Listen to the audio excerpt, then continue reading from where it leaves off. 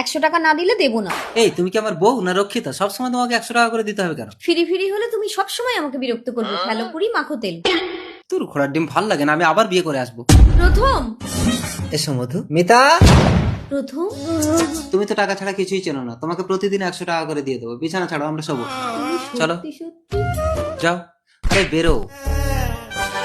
কেমন মধু? না, তুমি জানো না সোহাগ রাতে বউকে উপহার দিতে হয়। ও আচ্ছা ঠিক আছে, এই নাও আমার মোবাইলটা তোমাকে দিলাম।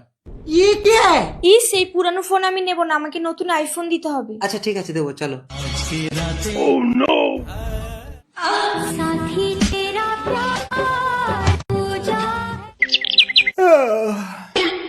এই কত বেলা হয়েছে, এখনো শুয়ে আছো? নতুন বউকে চাটা দেবে নাকি?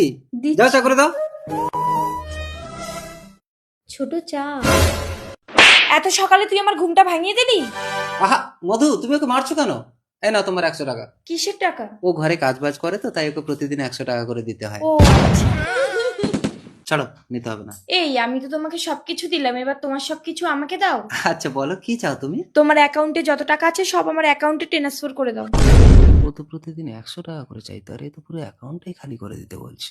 ঠিক আছে, দিচ্ছি। দেখো গেছে। ঠিক আছে তো? ঠিক আছে।